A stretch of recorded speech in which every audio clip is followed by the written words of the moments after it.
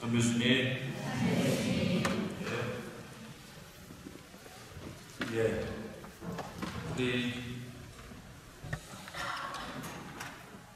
송신부님께서 졸지에 제가 아프게 해주셔서 조금만 더 신경 써서 천국에 갔다고 얘기하면 얼마나 좋았을까.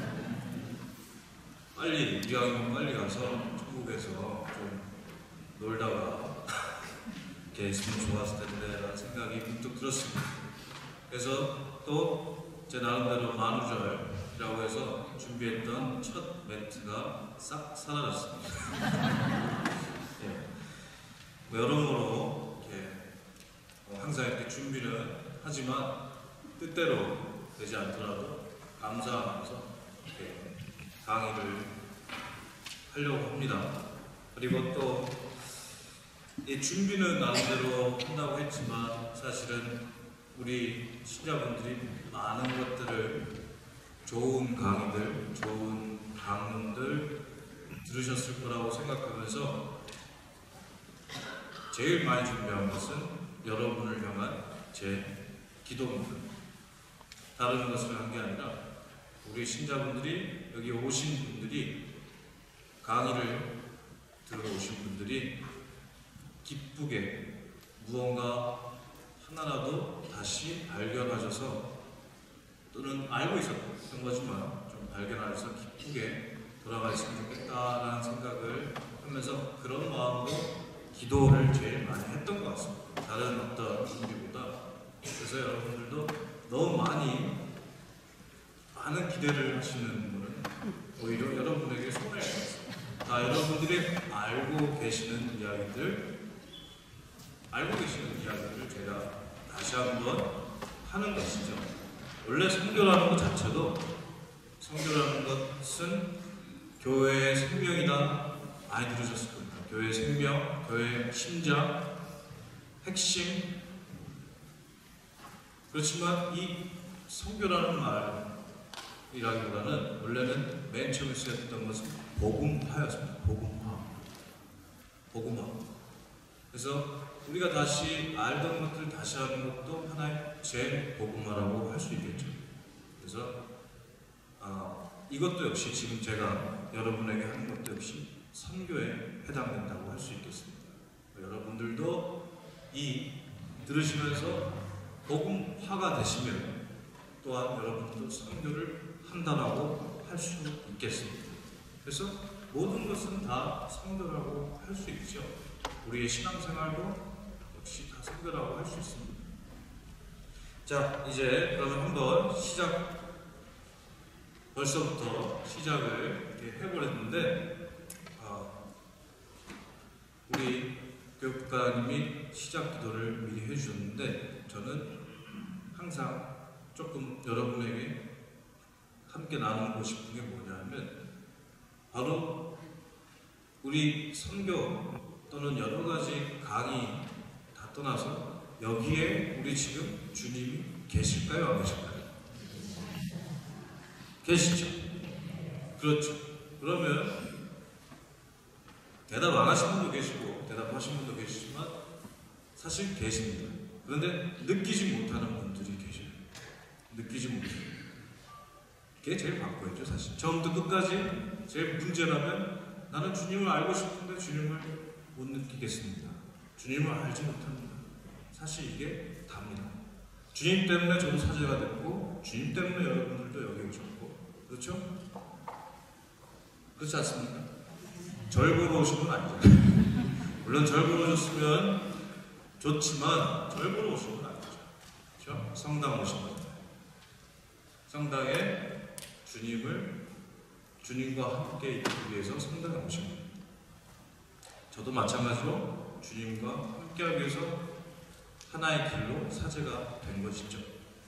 이걸 시작 즈음에 다시 한번 상기하면서 끝까지 이걸 놓치지 않으시고, 그러기 위해서 우리 기도를 흔히 입으로 내는 우리 형식을 가지고 있는 기도를 염경기도라고 하는데, 염경기도 중에서 제일 베이직에서 최고봉이 뭡니까?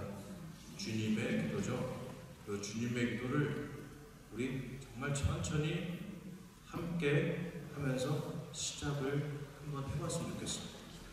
크게 하셔도 되고 작게 하셔도 되고, 하지만 정말로 다른 사람하고 맞춰도 참 좋지만 못 맞추면 상관없습니다. 괜찮습니다. 대신 단어 하나하나 조금씩 생각하시면서 10분 걸리셔도 상관없습니다. 단 한 번 하시더라도 정성을 다해서 주님을 청하면서 천천히 한번 해보도록 하겠습니다. 그렇게 시작하고 주님을 청하면서 이 자리에 계시는 주님을 느끼려고 한번 해보시고, 주님을 청하면서 이렇게 한번 시작을 해보도록 하겠습니다. 성부와 성자와 성령의 이름으로 아멘. 하늘에 계신 우리 아버지의 이름이 거룩히 빛나시며 아버지의 나라가 오시며 아버지의 뜻이 하늘에서와 같이 땅에서도 이루어지소서.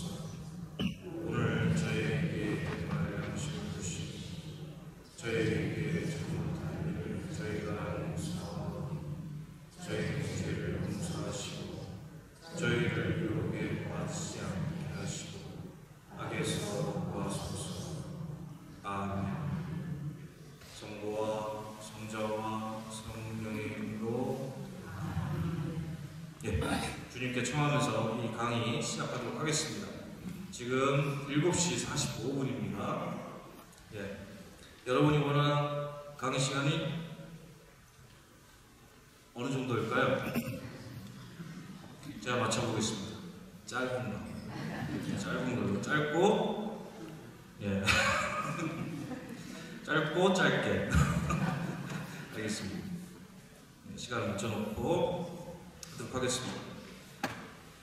자, 우리 먼저 이 기도로 시작하는 이 시작 즈음에 또 하나 시작할 때 항상 물어야 될 게 있을 것 같습니다. 어떤 식으로 강의가 진행될 것이고, 그리고 가장 핵심적인 질문, 도대체 이 복음화, 성교가 이 시대에도 필요한 것인가? 그런 복음이 이 시대에도 필요한 것인가? 아니면 우리는 그냥 믿고 싶은 사람만 믿는 것인가? 이 질문도 해봐야 될 것이고, 이 강의를 그래서 그 질문으로 시작해서 왜 우리가 믿어야 되고, 왜 우리가 선교를 해야 되고, 왜 어디서 누구에게 선교를 해야 되고, 그게 우리랑 무슨 상관일까? 라는 것을 위주로 강의를 쭉 이어가도록 해보겠습니다. 그리고 이 강의 준비 자료들의 대부분은 세계 주교 대위원회 회의 정기총회에서 나온 바오로 6세 교황께서 하신 그 담화문의 기초로 해서 이 강의를 준비를 했습니다. 그럼 시작해보도록 할까요? 이렇게 사설이 긴 적이 제가 거의 처음입니다. 오래간만에 이렇게 강의를 하다 보니까 사설이 점점 길어집니다. 좀 지루하시더라도 그럴 때 사인을 한번 주시기 바랍니다. 그런 사인 좋습니다. 괜찮습니다. 힘내라. 이제 너무 좀 얘기가 길다. 넘어가다. 좋습니다. 사인.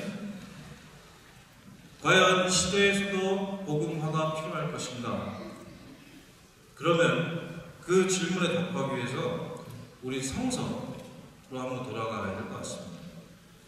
주 그리스도께서 항상 자신에 대해서 별로 말씀을 많이 하시진 않았지만 이 하신 말씀들의 대부분, 자신과 연결된 대부분의 말씀은 뭐였냐면 하느님의 나라가 다가왔다, 회개하고 이 복된 말씀을 믿어라. 이게 주 핵심 메시지였어요. 그 외에 당신이 나는 그리스도다, 나는 이렇다 저렇다 그런 얘기는 일치하시지 않고 거의 대부분은 하나님 나라에 관한 이야기를 하셨고, 하나님 나라는 이러이러하다라는 것을 몸소 기적을 보여주시거나 치유 기적 성화 중에 여러 가지 모습을 통해서 하나님 나라는 이러이러하다라는 것을 직접 보여주셨죠. 그리고 당신께서 그런 말씀을 직접 전하는 메시지 중에서 루카복음에서는 이렇게 잘 전하고 있습니다. 나는 하나님 나라의 기쁜 소식을 전해야 한다. 하나님께서는 이 일을 하도록 나를 보내셨다고 말씀을 하셨습니다. 또 이보다 앞서서는 이사야 예언자를 당신 자신에게서 맞추어서 말씀하시는 게 바로 주님의 성령이 나에게 내리셨다. 주께서 나에게 기름을 부으시어 가난한 이들에게 복음을 전하게 하셨다. 근데 이 복음이 뭐냐? 바로 하나님 나라에 관한 이야기. 이게 바로 복음입니다. 하나님 나라라는 이야기. 그래서 복음이라는 건 뭐냐? 바로 이 말씀을 전하시고 이 말씀을 들은 사람들이 모이는 게 바로 복음화죠. 모이는 겁니다. 그래서 교회란 하나님의 말씀을 듣고 모인 사람들의 집회, 모인 사람들의 장소가 바로 교회가 되겠습니다. 하나님의 부르심을 받고 응답하여 모인 사람들, 이게 바로 교회죠. 교회의 정이라고 할 수 있겠습니다. 이렇게 예수님께서는 사람들을 부르셨고 사람들은 그에 대해 응답한 것이죠. 그리고 그 사람들에게 후미에도 결말에도 말씀드리겠지만 그 사람들을 가서 세상 끝까지 이 소식을 전하라 라고 파견을 하십니다. 예수님이 복음 선포자셨고 최초의 복음 선포자셨고 당신이 복음의 대상이셨고, 그리고 그 복음을 어떤 특정 다수가 아니라 당신의 말씀을 듣는 사람들이 그 말씀을 듣고 그 들은 사람들이 세상 끝까지 전하라고 하셨죠. 그리고 그 세상 끝까지 전하라는 그 사명의 결과가 지금 여기 계신 여러분들. 그러면 예수님 때부터 지금까지 누군가는 그 말씀을 듣고 계속 전하고 해서 우리까지 온 거겠죠? 그렇죠. 누군가는 최초 예수님께서 파견을 하셨고 미션을 주셨고 우리는 계속해서 그 미션을 그 다음에 미션을 받고 하다가 결국에는 지금 여기 우리가 있는 자리까지 온 것이죠. 누군가는 선교를 했고 누군가는 계속 이어왔고 또 우리가 이렇게 이어가는 것 같습니다. 우리도 역시 그러면 그러한 미션에 사명이 있을까요? 없을까요? 그것은 여러분들이 한번 생각을 해보셔야 될 것 같습니다.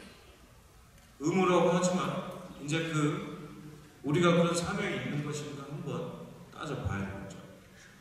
그렇죠? 그냥 전해왔으니까 우리도 전해야지. 그러기에는 너무 지금 이 현대에서 아까 첫 질문, 현대에서 과연 복음에 힘이 있는 것인가? 왜? 나만 조금 잘 살면, 나만 열심히 하고 그러면 충분하지 않을까? 그리고 많은 분들이 공부도 열심히 하고 많은 분들이 많은 것들을 아는 시대입니다. 많은 것들을 아는 시대 속에서 예수님을 믿고 열심히 잘 살고 착하게만 살면 됐지 굳이 성당에 나가서 사람들하고 그렇게 시간을 보내고 어떻게 보면 또 좋으면 참 좋은데 또 싸우기도 하고 지지고 볶고 그럴 필요가 있을까? 조금은 거기서 멈추는 게 또 젠틀한 게 아닐까? 난 예수님 믿으니까. 그런 가운데 우리 복음화가 필요한가? 라는 질문을 하고 있습니다. 그래서 우리가 굳이 우리의 힘을 들여서 선교, 복음화, 선교, 전교를 할 필요가 있을까? 이 질문 속에서 이제 겨우 시작하는 겁니다. 그러면 굳이 그럼 누가 선교를 할까요? 우리라고 했는데 왜 선교를 할까요? 왜? 이 질문이 처음이면서 또한 끝까지 다 연결이 됩니다. 왜 선교를 해야 될까요?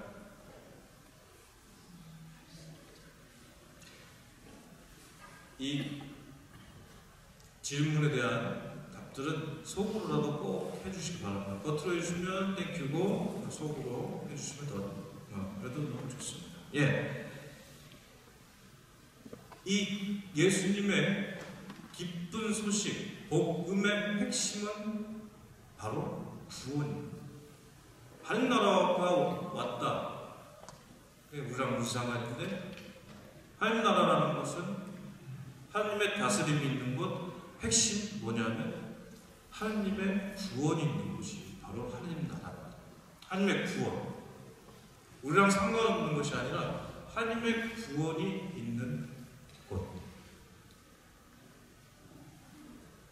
그럼 여기까지는 우리랑 상관이 없습니다.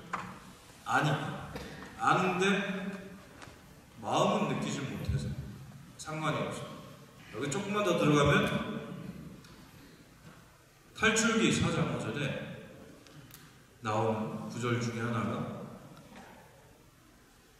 아브라함의 하느님, 이삭의 하느님, 야곱의 하느님이라는 구절이 나옵니다. 탈출기 4장 5절에 우리는 여러분들 잘 왜 그 구절이 있는지 여러 신학적인 이유가 있겠지만 원래 어떤 자기 아버지가 그때 족장이 있을 때 어떤 부족 개념에서는 자기 아버지 그리고 자기 이름이 아주 중요했습니다. 지금도 물론 중요하지만 그런 족보, 쉽게 하면 족보가 아주 중요하죠. 그런 상황 속에서 들려오는 구절이기도 하지만 잘 생각해 보시면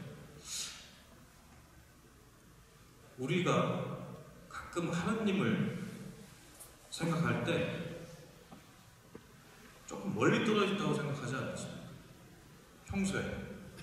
평소에 이 일들을 열심히 하시다 보면 하나님 생각 잘 못하죠. 그리고 열심히 살아가기만 하면 된다고 이야기를 하시면서 열심히 삽니다. 정말 열심히 사시는데 실제로 식사 전 기도해야 됩니다 이렇게 같이 하다 보면 식사 전 기도를 잘 못하시는 경우도 꽤 있으시고, 물론 그게 하나님과 가까이 있다 멀리 있다 척도는 되지 않겠지만 왠지 쑥스러워하십니다. 기도하는 게 쑥스럽고 왠지 좀 거리감이 느껴지시고 그런 것 같습니다. 물론 안 그러신 분도 많이 계시겠지만 하나님이 왠지 멀리 있는 것 같은, 또는 저 높은 하늘에만 계시는 것 같은 그런 느낌의 하나님. 그 하나님에 대해서 탈출기 4장 5절에 나오는 아브라함의 하나님, 이삭의 하나님, 야곱의 하나님이라는 말을 통해서 전혀 반대의 개념을 이야기하고 있습니다. 이게 무슨 말이냐면 아브라함이 누구죠? 야곱의 할아버지. 그럼 이삭은 야곱의 아버지죠. 그러면 그대로 풀었으면 내 아버지 하나님, 내 할아버지 하나님, 그리고 나의 하나님, 나의 하나님, 내 아버지 하나님, 내 할아버지 하나님. 멀리 허공의 세상 저 위에 어디선가 나를 내가 뭐 하나 이렇게 둘러보시다가 나중에 제가 죽고 나서 고생했다 라고 그런 분이 아니라 바로 내 아버지의, 실제적으로 내 아버지의 이야기를 들어주셨던 분, 성서에 그렇게 나옵니다. 실제로 내 아버지의 아버지, 할아버지의 이야기를 들어주셨던 분, 그리고 그 분이 바로 나의 이야기를 들어주시는 분. 그래서 아브라함의 하느님, 이삭의 하느님, 야곱의 하느님이라는 그 말에는 그런 고백이 들어가 있고, 그래서 저 멀리 있는 하느님이 아니라 내 아버지의 하느님, 내 할아버지의 하느님, 그리고 그분이 바로 나의 하느님이시다. 내 이야기를 들어주시는 분이시다. 바로 그분이 다스리는 것, 바로 그분이 다스리는 것. 다른 분이 아니라 어디 듣도 보도 못한 그런 신이 아니라, 그런 하느님이라고 부르는 그런 신이 아니라 나의 할아버지, 아버지, 그리고 나의 이야기를 들어주신 그분이 다스리는 것. 그래서 그분이 임하셨다, 그분이 나와 함께 계시다, 이게 이 메시지가 바로 구원의 핵심입니다. 구원의 핵심. 하나님께서 나의 이야기를 들어주신다. 멀리 떨어져 있는 하나님이 아니라 함께 계시는 나의 할아버지, 나의 아버지, 내 어머니, 내 할머니의 이야기를 들어줬던 그분이 나의 이야기를 들어주시고 바로 그분이 나와 함께 계시다. 이게 바로 구원의 핵심인 것이죠. 그래서 우리는 그 구원의 메시지를 바로 성서 구약 때부터 쭉 받아오다가 핵심으로 최초의 복음 선포자이신 예수님으로부터 그 메시지를 강력하게 받습니다. 바로 그분이 이제 함께 할 것이다. 그리고 그분이 육화하셔서 이렇게 함께 있지 않느냐, 가장 제대로 당신 자신이 함께 계시면서 보여주신 것이죠. 그래서 이 구원의 메시지를 통해서 어떤 모든 억압과 모든 죄로부터 사람들을 해방시키시려고 하시는 것이죠. 하나님께서 옆에 그냥 계시기만 하시는 게 아니라 사람들을 모든 억압에서 해방시키시는 거예요. 그런데 이 카톨릭적인 또 구원은 거기서 한 발 더 나아가서 뭐냐면 죄와 악신에게서의 해방.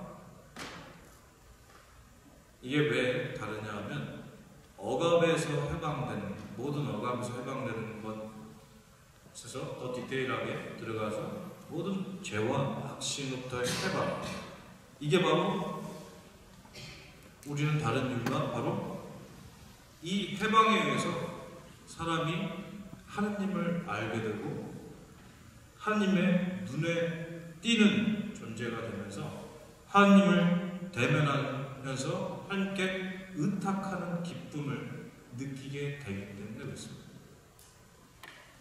아주 멋스러운 말이긴 한데,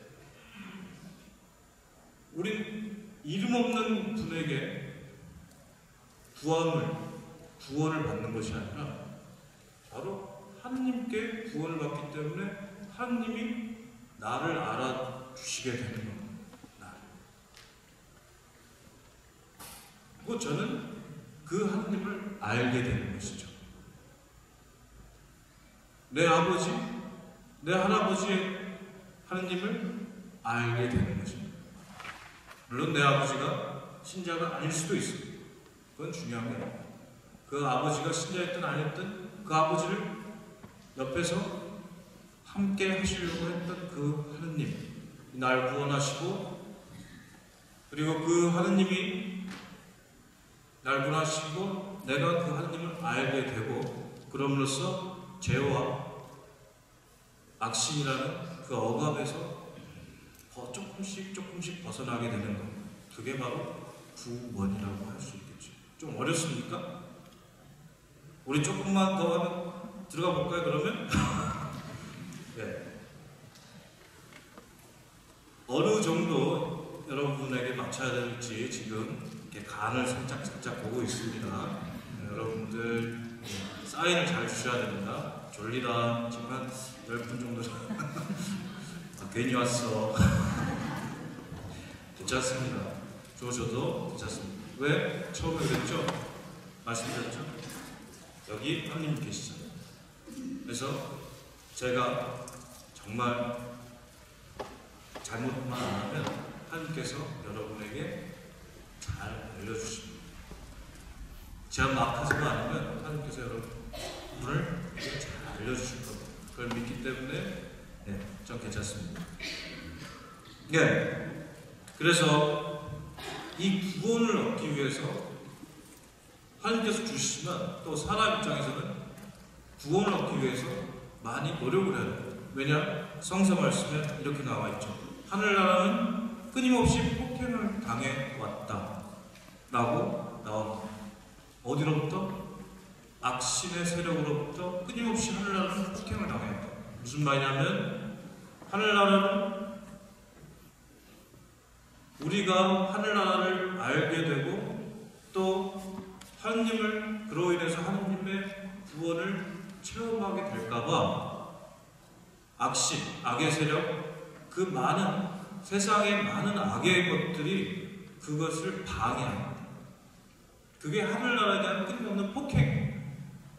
하늘나라가 여러분에게 못 오게, 다른 사람들의 못 가게 끊임없이 폭행을 당해왔다라는 거 예수님께서 직접 말씀하시죠. 그런 구원이 왔지만 그런 그 구원을 얻기 위해서 우리도 역시 끊임없이 노력을 해야 되는 것이죠. 거기에 2차 바티칸 공회에서는 메타노이아라는 저도 잘 알지 못하는 라틴어를 쓰고 가면서 그래서 내적 성찰, 내적 변화 끊임없이 우리도 노력을 해야 된다고 이야기를 했습니다. 구원을 얻기 위해서 하나님께서도 구원을 주셨지만 우리 역시 구원을 얻기 위해서 끊임없이 싸워야 된다는 것이죠. 고통과 억압과 그걸 고통을 견뎌내야 되고 억압을 이겨내야 되고 그럼으로 인해서 우리도 싸워서 결국에는 구원을 얻어내야 된다라는 표현입니다. 쉽게 얘기하면 이 많은 유혹들이 있죠. 예수님도 똑같이 하셨습니다. 예수님도 복음을 선포하시기 전에 40일 동안 광야에서 고통을 견뎌내셨죠. 그렇죠? 단식하시고 고통을 견뎌내셨어요. 우리도 지금 복음에 대한 이야기를 하고 있죠. 구원을 얻기 위해서 하나님의 나라의 메시지를 하나님 나라의 메시지의 핵심인 구원을 얻기 위해서 우리 역시 그 고통을 이겨내야 되겠죠. 그러므로 인해서 내적인 변화도 필요합니다. 내적인 변화. 그냥 가만히 앉아있으면 이미 구원을 주셨으니까 나도 오케이, 나도 어떻게 되겠지? 아니, 왜? 원래 되는 건데 악의 세력이 여러분을 자꾸 끄집어내요. 에이, 성당 왜 가? 혼자 할 수 있어. 혼자 할 수 있어. 충분해. 거기 가면 속만 시끄럽고 사람들 좋기도 하지만 가끔 싸우기도 하고 왜 그러지?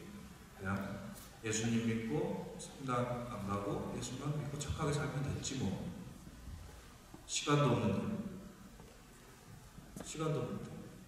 요번에 어디 외국 좋은 데 있는데 거기 딸내미 집이라니까 많은 것들이 자연스럽게 여러분을 성당에 나가지 못하게 하는 것이 아니라 여러분들이 교회로 가지 못하게 하는 것, 방해가 많습니다. 그렇죠? 근데 우리가 교회를 좀 보면 교회는 예수님의 말씀을 듣고 모인 사람들이죠. 그렇죠? 그러면 예수님이 말씀을 전한 곳은 교회네요. 그렇죠? 그렇습니까? 그러면 예수님 말씀을 간직하고 있는 것도 역시 교회네요. 그렇죠? 그럼 예수님이 복음의 말씀만 있을까요? 아니면 예수님의 그때 당시에 어떻게 하셨던 것들, 구두로 했던 것들, 함께 했던 그런 여러 가지를 그걸 성전이라고 하죠. 그런 게 있을까요? 없을까요? 우리는 성소도 믿고 성전도 믿습니다. 양쪽이 있습니다.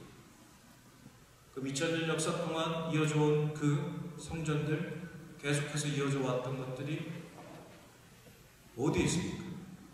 예수님 말씀 들었던 사람들에게 있죠. 그게 바로 교회입니다. 다른 곳을 교회라고 하지 않습니다. 그러면 교회 안에 예수님의 말씀을 지켜나가고 살아내는 것들이 있죠. 그게 바로 옛날에는 이걸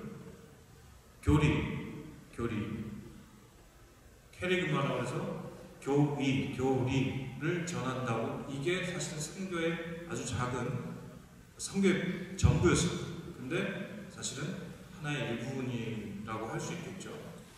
이런 교회에 보호가 있습니다. 보물. 그래서 교회에 우리가 오는 겁니다. 사람들과 함께하는 것도 좋지만 그 안에 우리들이 예수님부터 이어오는 복음의 말씀이 있기 때문에 교회에 오는 것이죠. 물론 그 레지오 후에 2차 주에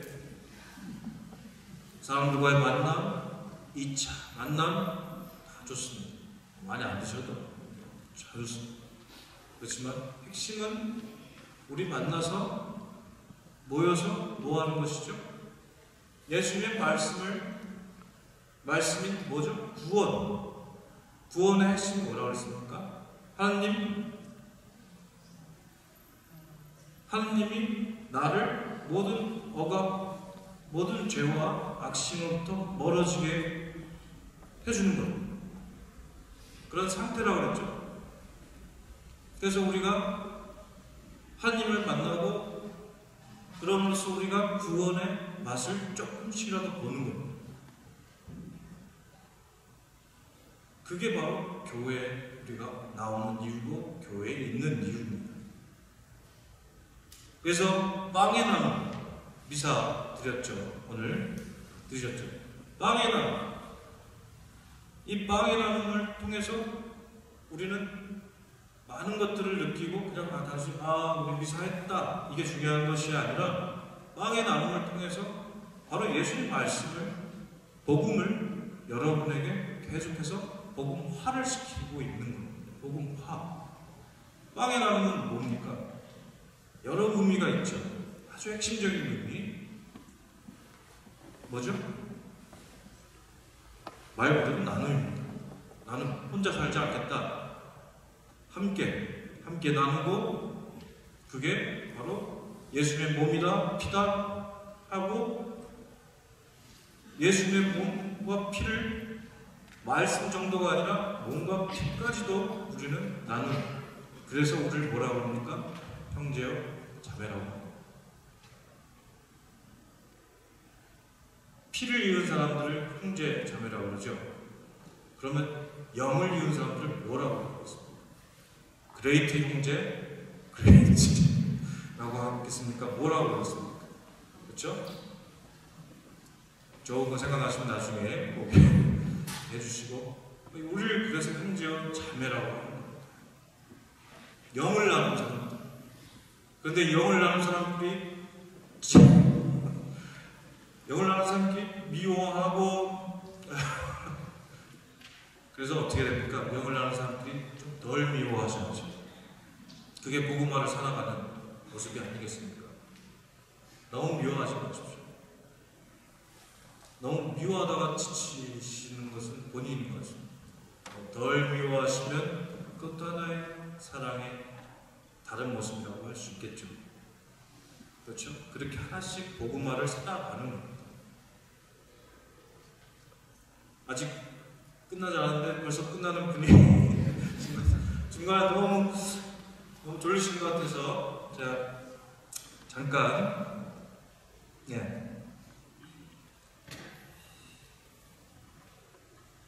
다른 말씀을 좀 전하면, 구원에 우리는 뭘 왜 전해야 되는가? 성경 왜 전해야 되는가? 구원 때문에 그렇다. 우리가 구원을 받았기 때문에, 그리고 받은 게 아니라 이미 구원이 왔기 때문에, 하나님 나라가 다가왔기 때문에, 그래서 우리가 이렇게 하는 것이다. 복음을 살아내는 것이다 라고 말씀을 살짝 드렸습니다. 그러면 정말 우리가 구원을 받았을까요? 거기에 조금 성서 말씀 그대로 들어가면 성서에 예수님 많은 사람들을 구원하신 모습이 보입니다. 정작 우리는 구원을 받았을까요? 정작 알고 싶으시죠? 근데 알고 계시죠? 느끼고 싶으신 거죠. 느끼고 싶은 거. 그렇죠? 여러분들, 제가 여러분들 앞에서 감히 이러면 안 되는데, 이런 거 아는데, 제가 좀 돈 자랑 좀 하면, 제 10,000원 있습니다. 10,000원. 여러분들 많이 계시겠지만, 이렇게 10,000원, 혹시 가지고 싶으신 분 계십니까? 신부님이 주신 목돈, 신부님이 주신 목돈, 혹시 주시면 땡큐? 그러면 구겼습니다. 그래도 혹시 가지고 싶으신 분 계십니까? 그러면 좀 우문이지만 여기다 놓고 이렇게 제가 밟았습니다. 그래도 혹시 자존심은 상하지만 잠깐 좀 삼가하면 일단 나갈 때 커피 한 잔이라도 혹시 가지고 싶으신 분 계십니까? 혹시 가지고 싶으신 분 드리겠습니다. 역시 청년. 잠깐 그래도 복돈이니까.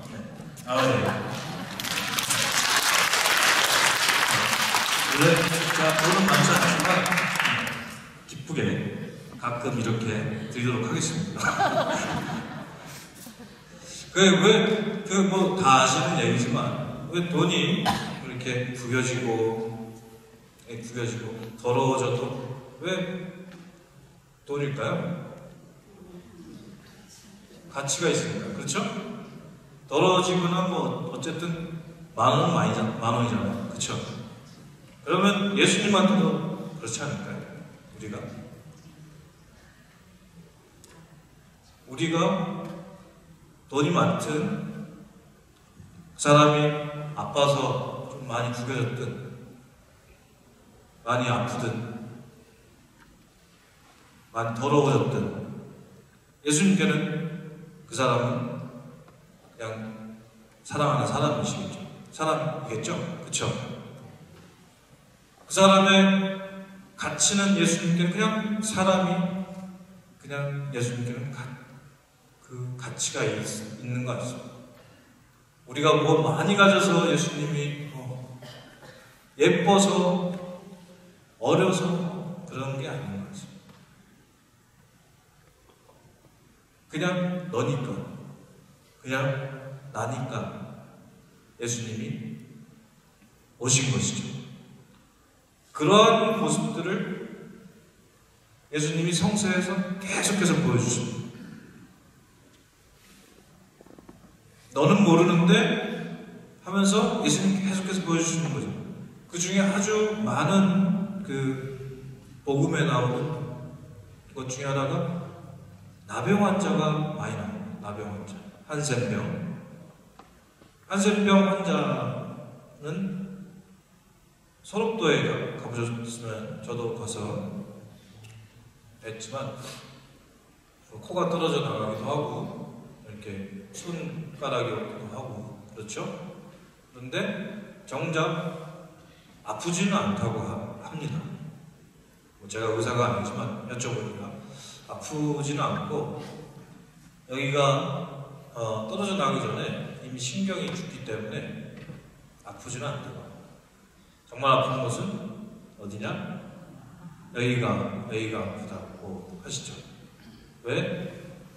가끔 내가 사람이 아니라 괴물 같다라고 느껴질 때가 있다라고 하시는 그 말씀을 들을 때 여기가 아프다. 괴물 같아서 사람 같지 않아서. 근데 예수님 시절엔 얼마나 더 그랬겠습니까? 예수님 시절엔 그런 사람이 보이면, 마을에 보이면 돌을 던져서 죽였습니다.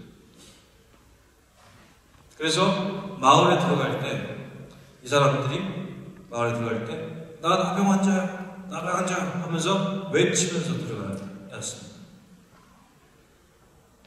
성서에 잘 나오죠? 피부병에 걸리면 죄를 진 거라고 나오죠? 그래서 죄인 중에 상죄인이죠, 상죄인. 사람들 보면 돌을 던지는 거예요. 죽이는 거예요. 그런 사람이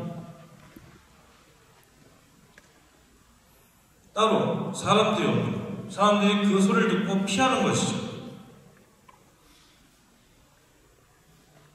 그래서 그 사람 볼일 보고 사람들은 피하고. 그럼 언제 사람들 못 만나는 것이죠? 사람들 못 만납니다. 그럼 사람이 사람을 못 만나면 내가 사람이라는 걸 알 수 있을까요? 아마도 그게 하루 이틀이면 아우 나 속 시원하네. 이제야 좀 혼자 갔네.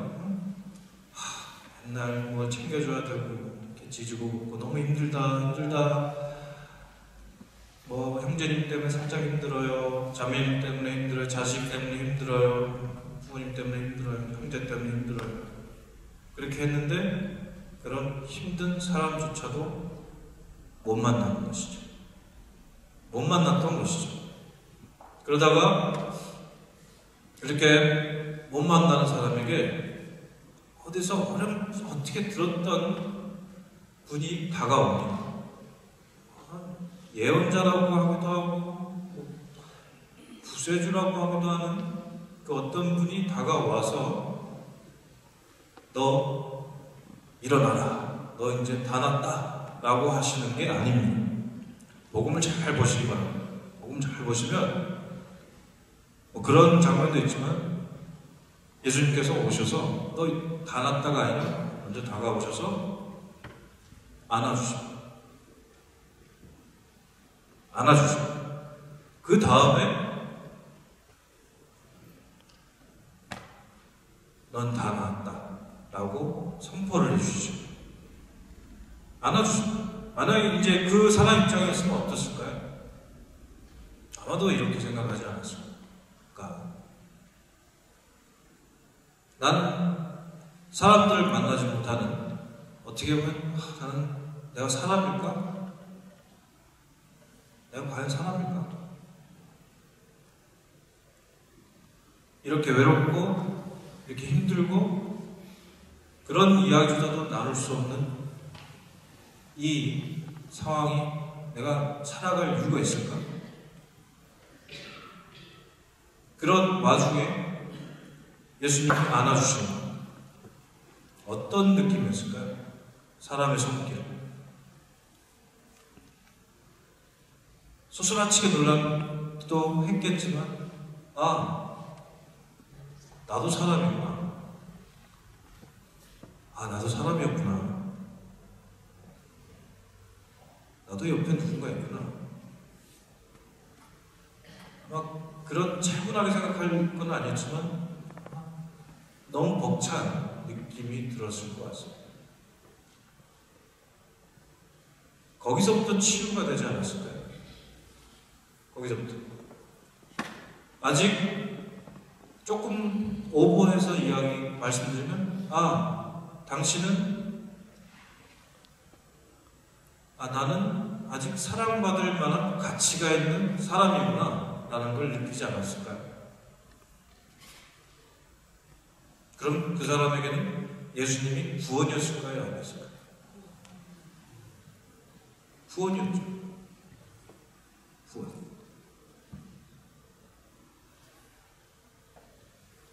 우리는 그 사람하고 같은 상황은 아닐 겁니다. 분명히. 그런 상황이 아니겠죠. 각자 아마 다 다르실 것 같습니다.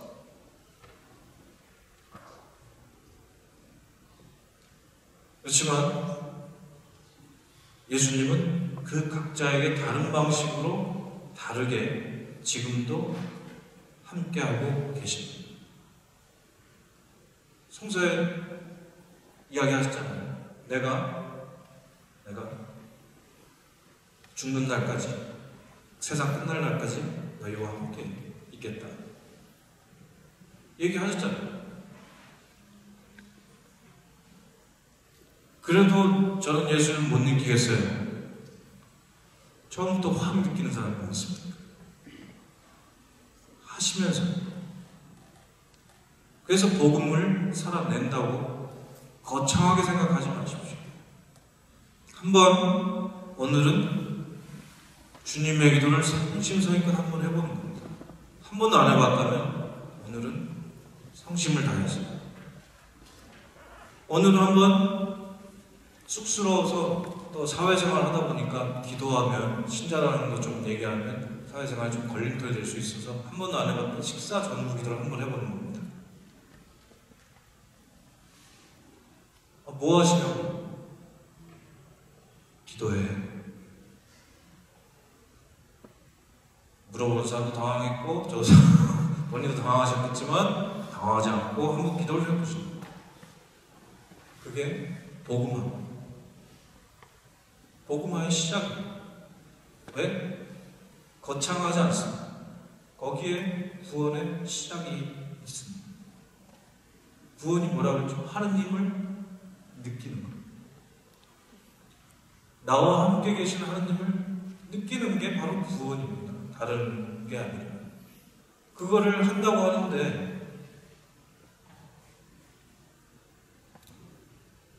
뭐가 우리 거창한 게 준비가 필요할까요? 아닐 것 같습니다. 시작하는 거예요. 조금씩. 그리고 그런 것들을 이미 교회에서 계속해서 이야기하고 있죠. 올해 판공선사는 며칠부터 며칠입니다. 집중방송사는 어떻습니다. 그때 사순식기에 고해성사가 시작됩니다. 반장 구역장님들이 막 열심히 사순 성사표 막 돌리고 막 있죠. 저 사람들 왜 그래? 그런데 교회에서 그것을 계속해서 그분들이 봉사를 통해서 알려주고 있는 거죠. 복음화를 하고 있는 거예요. 여러분들에게 하나님 말씀을 잊지 않도록 계속해서 확인해드리고 작업을 하는 게 그런 작업들을 하는 겁니다. 매주일 빠지면 안 된다. 잘 아시죠? 주일의 의무 아시죠? 그래서 주일에 미사를 항상 스탠바이 하고 있습니다. 고해성 저도 스탠바이 하고 있습니다. 여러분을 복음화를 항상 재복음화를 교회는 준비를 하고 있는 거예요. 그 여러분 스스로도 하고 있고 복음화를 당하기도 하고 복음화를 하시기도 하고 저도 마찬가지입니다. 저도 복음화를 여러분들을 통해서 복음화를 당하고 복음화를 하고 서로 이게 다시 돌아가서 잊어버릴 만하면 돌아가면 뭐죠? 구원입니다. 우리 뭐 쓸데없이 뭐 거창한 거 하는 거 아니라 우리의 구원에 대한 이야기를 사실은 하고 있는 겁니다. 자, 다시 돌아가서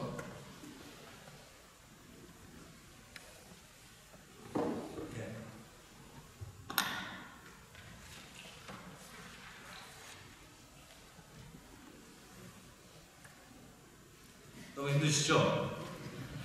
예. 잠깐 쉬고 뭐 1시간 더 하는 것보다는 안 쉬고 짧게 하는 게 더 낫겠죠?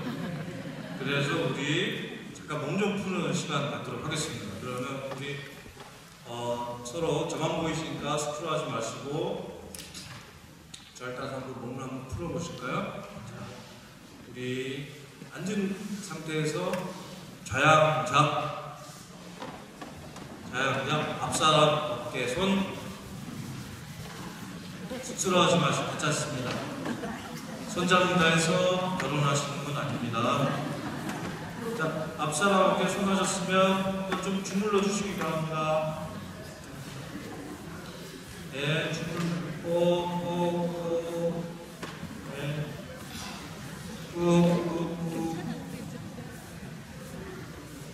자, 그 다음에 두드려 주십시오. 더 세게 하셔도 됩니다. 더. 네. 좋습니다. 반대로. 앞사람 앞에 손 하시고, 위에 주물러 주시고요.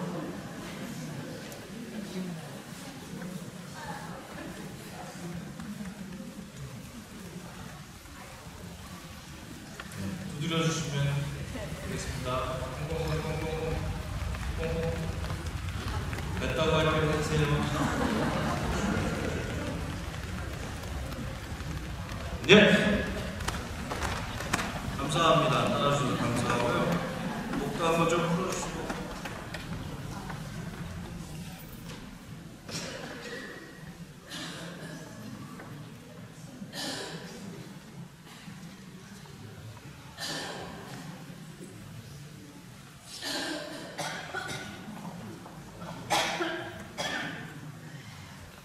네, 감사합니다.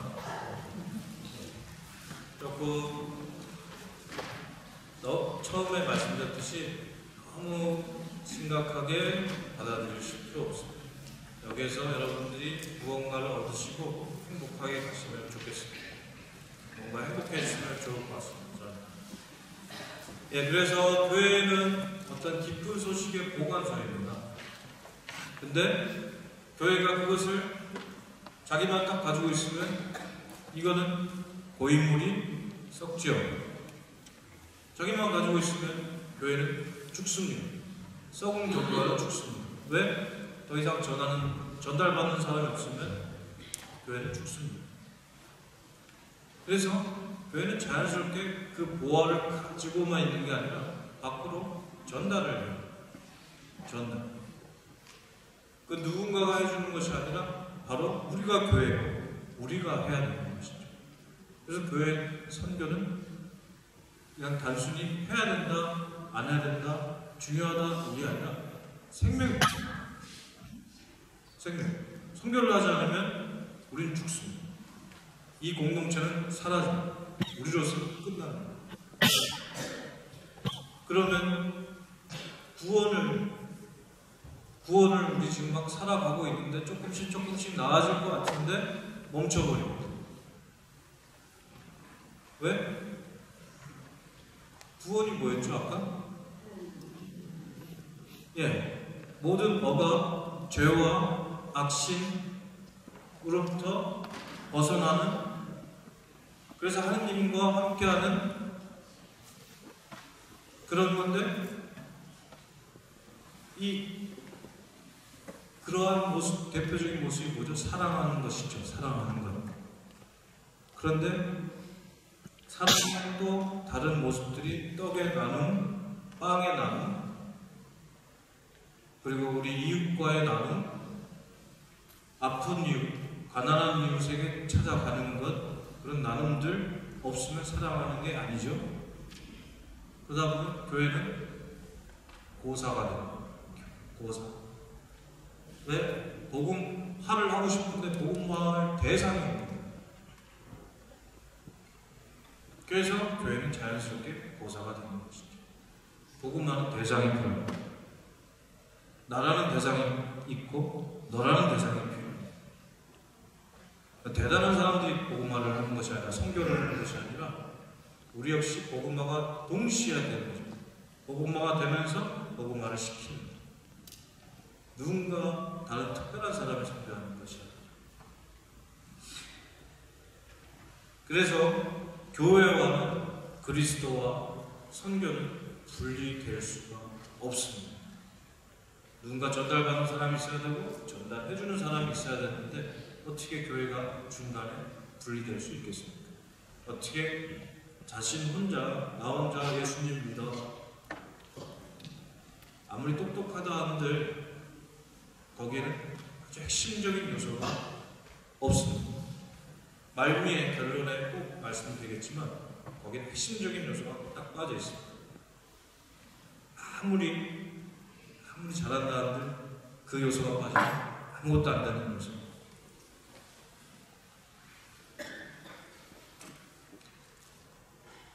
뭘까요? 가장 핵심적인 요소.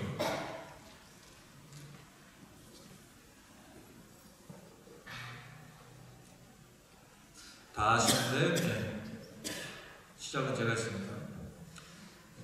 성령입니다.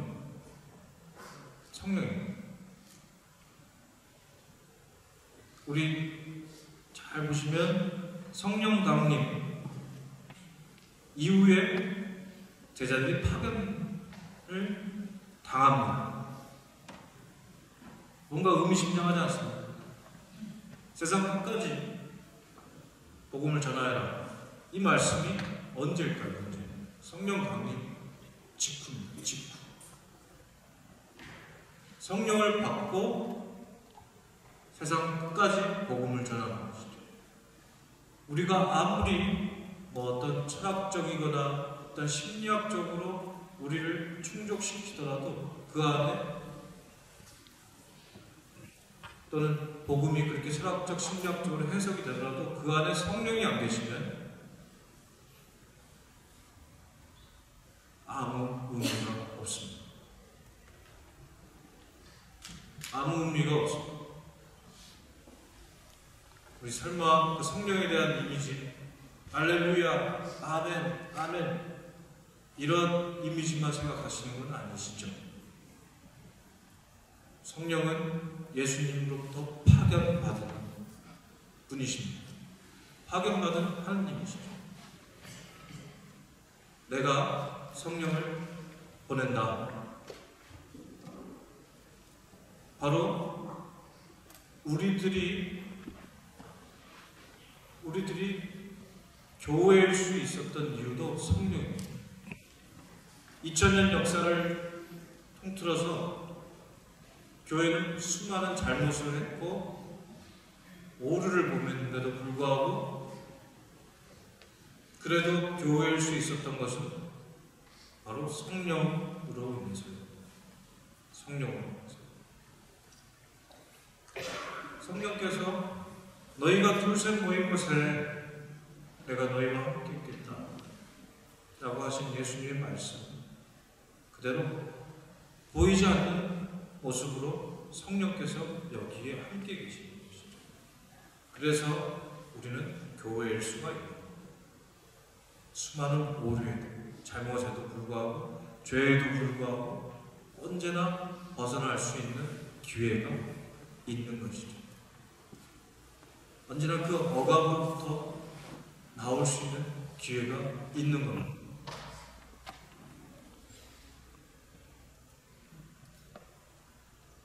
성령이 함께 하십니다. 교회 그리고 그 성령이 함께 하신다고 말씀을 전하고 살아내는 것, 그게 바로 선교죠. 그게 복음화죠.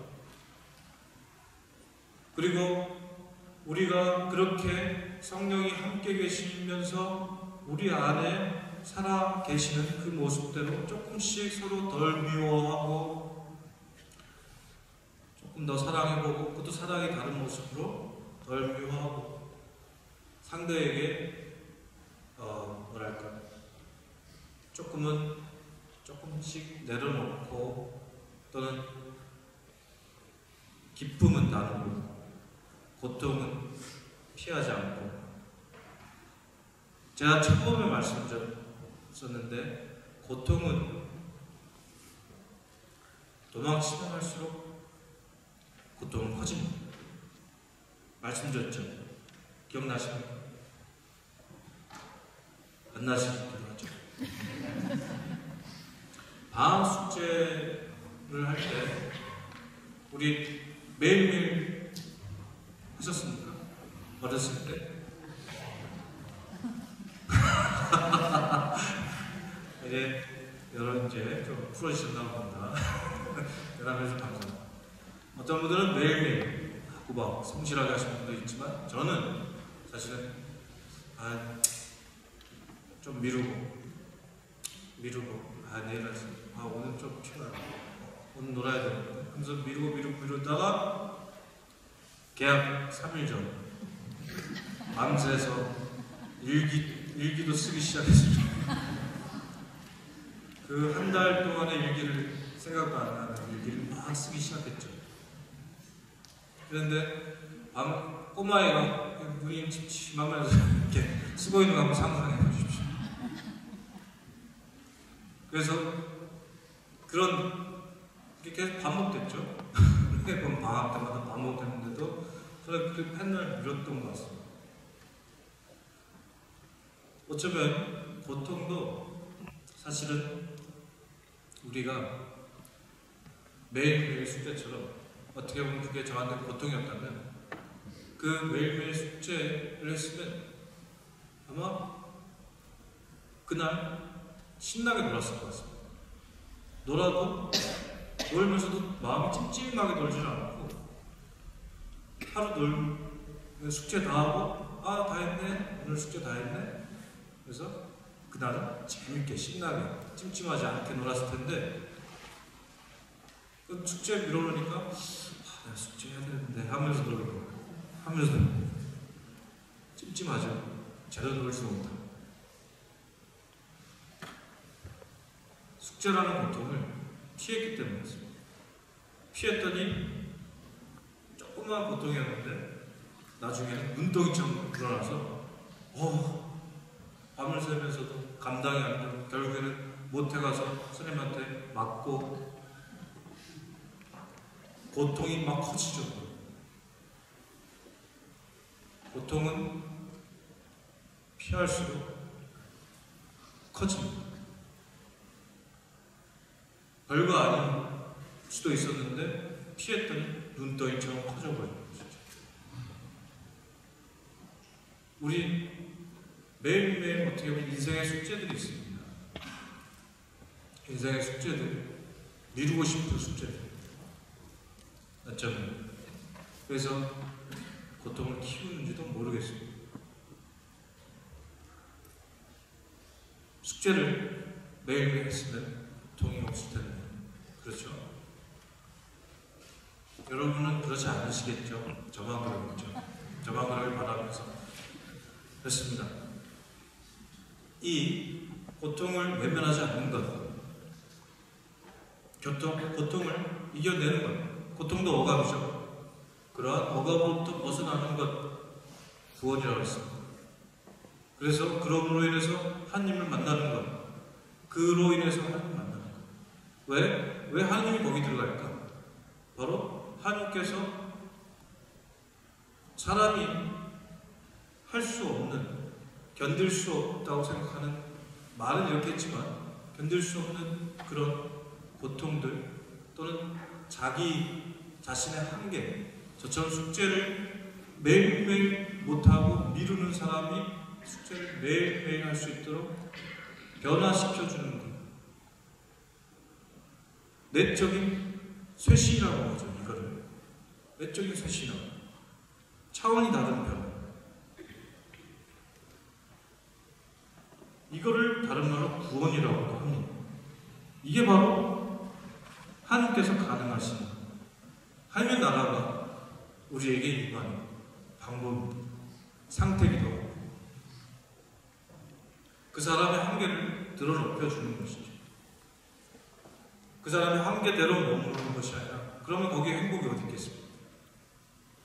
그 사람의 한계를 드러높이는 것. 이것을 어떤 분들은 이런 패러다임이라고 해서 새로운 패러다임이다 어쩌다 그러면서 파이를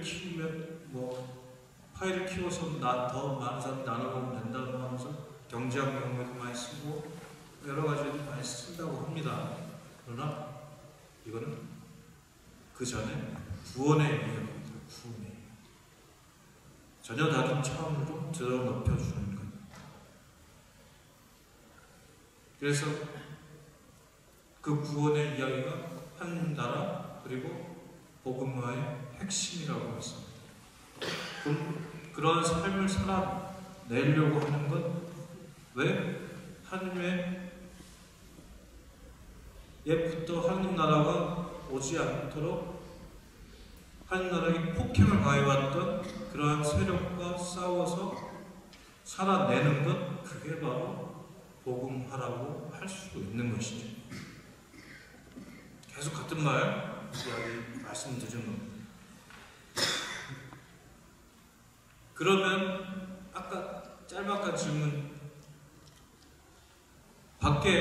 교회 밖에 사람이 그냥 착하게 살고 하나님만 알고 교회 안 오고, 그분들과 우리는 무슨 차이가 있을까요?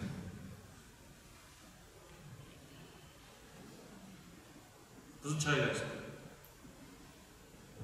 뭐가 다를까요? 확신을 가지셔야 됩니다. 여러분들은 확신을 가지셔야. 제가 확신을 드리겠습니다. 정확한 확신. 우리는 사도로부터 이어온 교회라고 그러죠. 예수님부터 이어져 온 직계입니다. 직계. 계속해서 예수님부터 증언이 바탕이 된 모임입니다. 없습니다. 신앙의 증거가 없습니다. 증언이 없는 것이죠. 그냥 성서만 있습니다. 여러분들은 직계입니다. 자부심을 가지자요. 교만함이 아닌 자부심. 어디 가서 제발 여호와의 증인이나 다른 신천지 교회나의 좋은 먹잇감이 되시지 마시고 여러분은 직계입니다. 직계들이 그렇게 마음이 넓고 참 좋으신데 이렇게 먹잇감이 자꾸 되시면 제 마음이 슬픕니다. 왜? 신천지 교회 14만 4천 명의 여러분이 포함이 되셔야 되겠습니까? 신천지 교회에 사람들이 절대로 이런저런 얘기 안 하는 사람들인데, 제가 하도 귀찮게 했더니 저한테 알려준 게 뭐냐면 14만 4천 명의 성도들이 모이면 이만희 교주를 포함해서 14만 4천 명이 되면 저 천국으로 올라간다고 합니다. 휴거. 근데 가장 좋은 타깃이 누구냐면 성당 다니신 분들이 가장 좋은 타켓이라고, 제일 만만하다고. 왜냐, 성당 다니신 분들한테 가면 그렇게 뭔 얘기만 하면 귀가 눈이 번쩍 뜨이면서 왜? 제가 봤을 때는 잘 몰라서라기보다는 직계라는 자부심이 조금은 더 필요하신 것 같아서 조금 모자라신 것 같아요. 여러분은 직계입니다. 어쨌든 여러분은 직계입니다. 그 이만희 씨도 결국에는 카톨릭 교회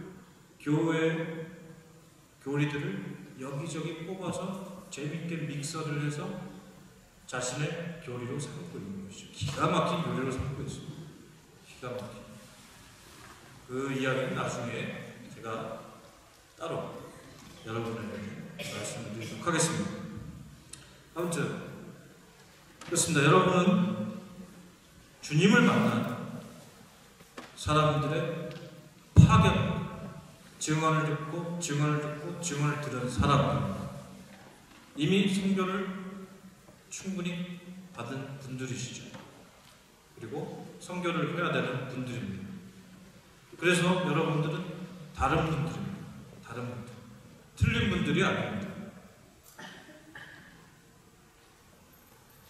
부끄러워하실 필요가 없습니다. 반대로 선민의식, 자만, 교만할 필요도 없죠. 우리는 더도 말고 덜도 말고 구원의 삶, 복음의 삶을 살아갈 필요가 있습니다.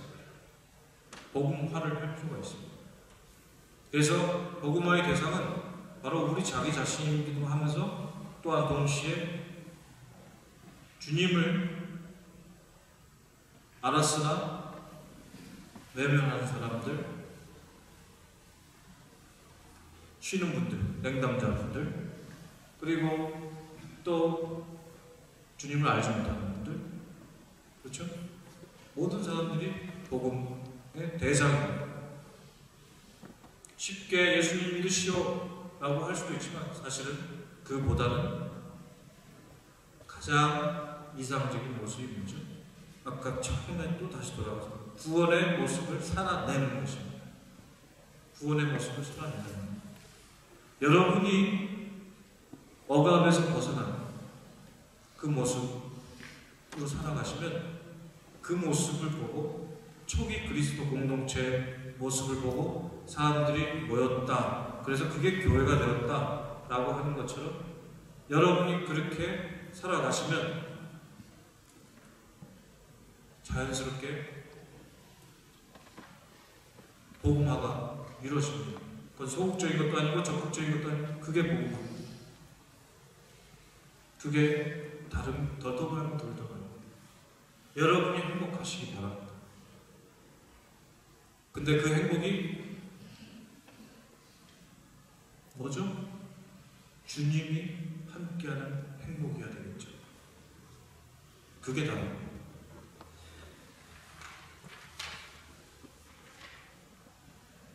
바오로 사도는 이렇게 이야기했습니다. 파견받지 않고서 어떻게 종교를 할 수 있겠습니까? 우리는 파견받은 사람이죠. 제2차 바티칸 공의에서도 이렇게 이야기하고 있습니다. 교회는 주 그리스도께로부터 세워지고 전 세계에 가서 모든 피조물에게 복음을 전할 의무를 하느님께로부터 받은 것이다. 이 종교 자유선언 또는 교회 헌장에 이렇게 정확하게 표현된 겁니다. 전 교회는 파견된 것이며 복음 선포는 하느님 백성의 근본적인 임무이다. 선교 교령에 이렇게 나와 있습니다.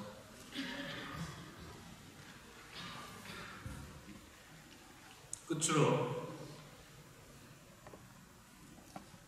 성령의 작용이 없이는 복음 선교는 불가능하다고 말씀을 드렸죠.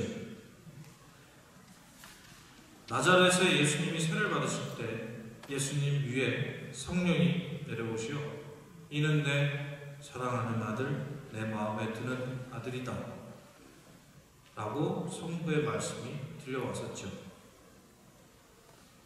그리고 예수님은 그 사명을 시작하기 전에 광야에서 시련을 당하러 가셨습니다. 성령의 능력에 의해서 예수님은 갈릴리아로 돌아오셔서 나자렛에서 설교를 시작하셨습니다. 주님의 성령이 내게 내리셨다. 성서의 이 대목은 오늘 이 강의 마침에 꼭 여러분에게 재상 강조하고 싶은 말씀입니다. 주님의 성령이 오늘 내게 내리셨다. 오늘, 내일도 아니고 어제도 아니고 오늘 여러분에게도 그 성령이 매일 오늘 이미 내리셨고 지금 내리셨고 내일 또한 주님의 성령이 여러분과 함께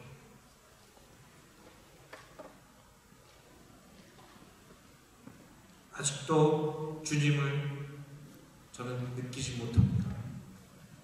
거짓말을 할 수 없습니다. 저는 주님을 못 느끼겠습니다. 처음부터 느끼는 분 많지 않다고 했죠. 그렇게 느끼면 그건 다 잘못된 것은 아니고 조금은 맛을 본 거라고 할 수 있겠죠. 그렇게 물어가면서 시작을 하시기 바랍니다. 저는 기도가 안 돼요. 기도를 못하겠습니다. 기도할 힘을 달라고 기도해 보신 적 있습니다. 주님께. 우리는 처음부터 잘하는 사람들이 아닙니다. 누군가로부터 받았고 하는 방법을 받고 있고 우리가 그것을 살아내는 것이죠. 그럼으로써 여러분들이 구원의 삶을 조금씩 더 살아내고 가는 것 같습니다. 그리고 이 방식으로 여러분들이 선교하실 때 기도와 미사를 통한 성덕을 통해서 여러분이 에너지를 받으시고 그렇게 복음화를 살아내시면 되겠습니다.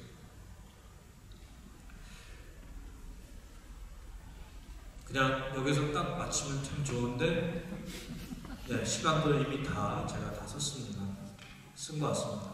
근데 그래도 주님을 나는 모르겠다.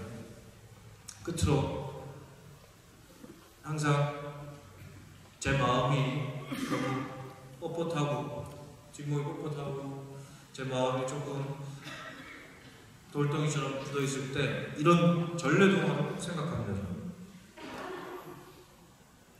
이 전래동화로 마치도록 하겠습니다.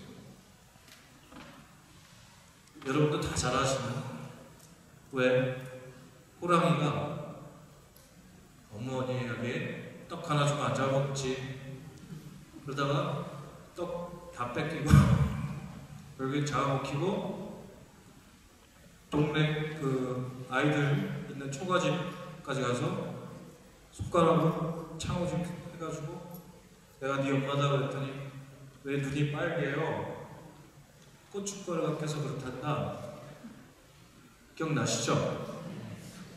그래서 결국에는 썩은 동아줄, 좋은 동아줄 타고 올라가서 햇님, 달님, 호랑이 떨어져서 그렇죠. 좋습니다. 기억나시죠?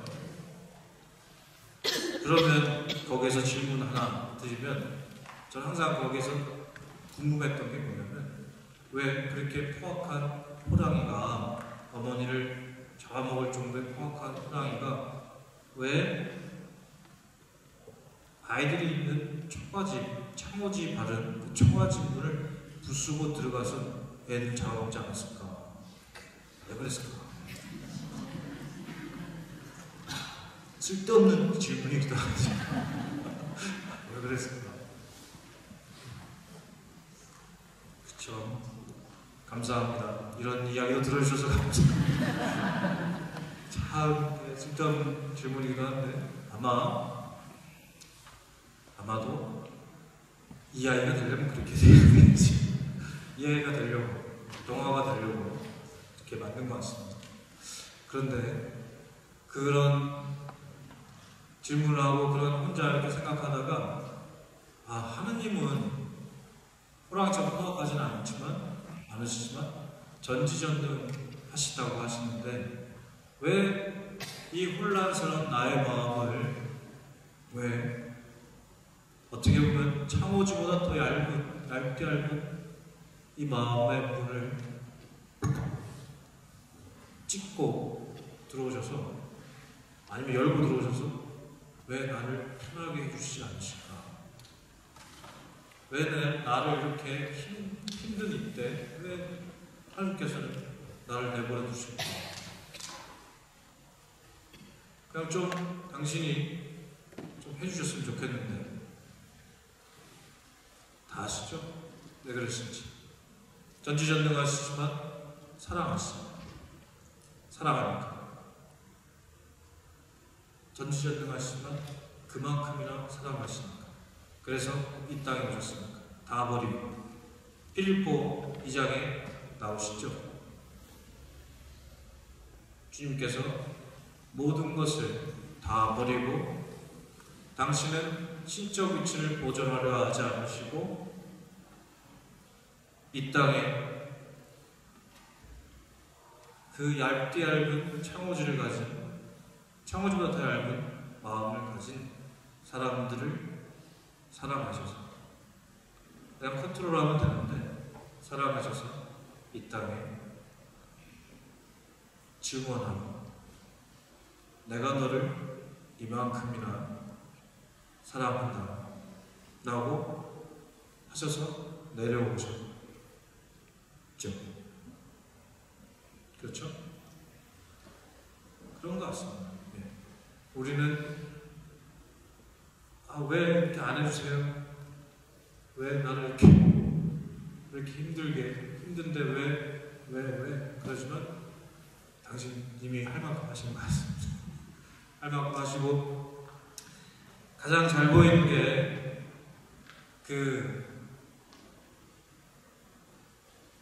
우리의 그 어떤 가장 대표적인 모습이 베드로 사도가 가장 대표적인 모습을 보입니다. 베드로 사도가 3번이나 배반하고 예수님이 부활하신 후에 티베리아 호숫가에서 베드로 사도에게 예수님이 물으시죠. 너 나 사랑하냐? 3번이나. 예, 주님. 저는 주님을 사랑합니다. 마음이 심란했으나 넌 나 사랑하냐? 예, 주님. 저는 아시는 바와 같이 주님을 사랑합니다.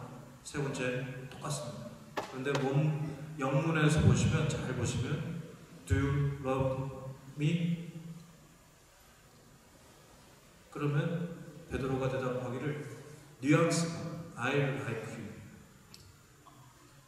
Do you love me? I like you. 그러면 예수님이 마지막 Do you like me? 예수님이 바꾸죠. I like you.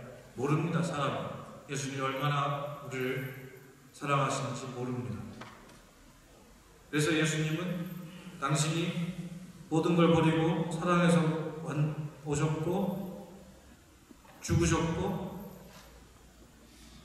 죽으셨는데 목숨을 줬는데 그래도 모릅니다. 부활했는데 알 것 같은데 그래도 몰라줍니다. 너 나 사랑하냐 했더니 좋아한다고. 너 나 사랑하냐? 좋아한다. 그래.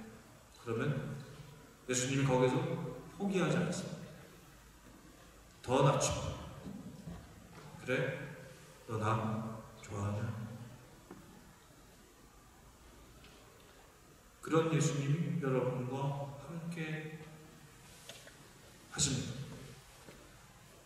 그러니까 여러분도 혼자라고 생각하지 마시고 조금 힘내시고 구원을 오늘 이렇게 어려운 강의 이렇게 들어주셔서 감사드리면서 구원을 조금 살아내셨으면 좋겠습니다. 여러분은 혼자가 아닙니다. 여러분 주님과 함께 되시는 분들입니다. 감사합니다.